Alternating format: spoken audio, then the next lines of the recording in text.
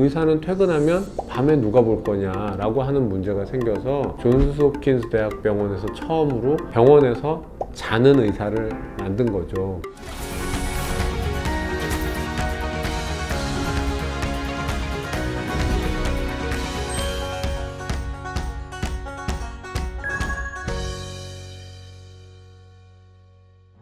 공병호 선생님에 대한 얘기를 한번 말씀드리고 싶거든요. 이분은 이제 우리나라 최초의 안과 전문의시고요.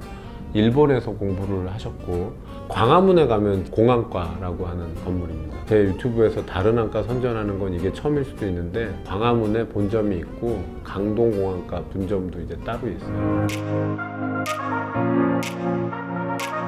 전문의 제도가 세계적으로도 내과 다음에 생긴 게 안과예요. 근데 이제 이유가 좀 다릅니다. 내과 같은 경우는 조금 더 많이 배워야만 하기 때문에 전문의를 빨리 또 이제 제도를 확립했다면, 안과는 일반적인 의대 교육에서 약간은 좀 새로운 광학적인 물리적인 것들을 가르쳐야 되기 때문에 기존의 의사 시스템에 추가적인 다른 분야가 필요해서 설립이 된 거거든요. 그래서 전문의 제도가 두 번째로 만들어진 게 안과예요. 1910년대, 20년대 이럴 때 그런 제도가 준비가 됐고, 이 전문의 제도는 미국에서 어떻게 보면 제일 먼저 정리가 된 거죠. 주마다 주립대학에 2개씩은 의과대학을 만든다. 그리고 거기에서는 적어도 이러이러한 교육과정을 똑같이 한다.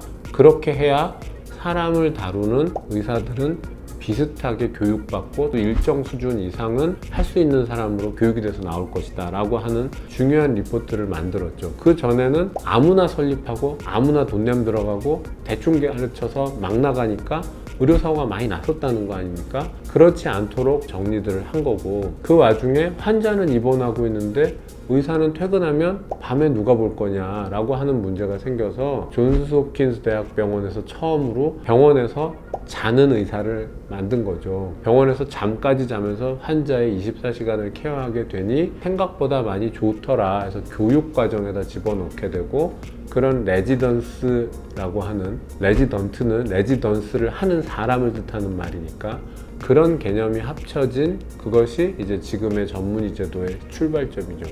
유럽식은 또 약간은 달라요. 도제 제도, 마이스터 제도죠. 독일식 마이스터 제도. 그러니까 내가 되게 유명한 장인이면 내가 인증하는 누군가는 내 밑에서 배웠으니까 인증해 준다라는 형태의 제도였던 거예요. 그 제도가 사실은 일본으로 내려갔던 것도 맞고, 마침 독일과 일본은 수공예 장인들이 그런 공업을 만든 나라이기 때문에 제자를 두고 양자로 삼아가면서 자기의 가업을 잇는 형태로 교육까지 시켰던 이런 형태로 갔었으니까. 근데 이제 근대화되면서 미국식 제도들이 같이 잘 합쳐져서 지금의 전 세계적인 전문의 제도가 만들어진 거죠. 그게 제대로 갖춰져 있지 않은 나라는 공산주의 국가들, 그런 데들은 조금 이상한 게 있어요. 그래서 러시아나 중국 같은 데도 의사들이 전문의를 따는 기간까지 교육과정이 되게 짧습니다. 25살 정도 되면 전문의가 돼요. 근데 실제로 한국에서는 절대 불가능하죠. 글쎄요, 제일 빠르면 35살 정도 되나요? 예, 군대 빼고도 아마 그렇게 될 겁니다. 일본에서 일제시대 때 공부를 하시고 공병호 박사님이 처음으로 광화문에 38년도에 공안과를 열어서 최초의 안과의원을 개업을 하셨고, 쌍꺼풀 수술을 한국에서 처음으로 집도하시기도 했어요. 공안과 좋은 병원이고요. 아드님 공영태 원장님이 이어받아서 역시 또 굉장히 열심히 잘 하고 계세요. 그런데 공병호 선생님의 업적은 사실 한국인 최초의 안과 전문의, 최초의 안과병원 개업 이런 걸 떠나서 한글 타자기를 개발하신 분입니다. 알파벳을 쓰는 많은 나라들의 타자기는 일찍이 있었을 것인데 우리 글, 한글은 그 알파벳과 체계가 다르잖아요. 자음, 모음은 맞는데 받침이라고 하는 게 하나 더 있으니까 굉장히 어려운 겁니다. 글자를 타자체로 만들어서 쓰기가. 이분이 그걸 하신 거죠. 한글학자 이극노 선생님을 만나서 우리 글의 아름다움과 문화유산으로서의 가치의 눈을 뜨시고, 사실 40살이 넘어서 한글을 배우기 시작하신 겁니다. 뜻이 있으면 배우는 거고, 배우는 데 있어서 나이는 하나도 부끄러운 게 아니라고 몸소 보여주신 거예요.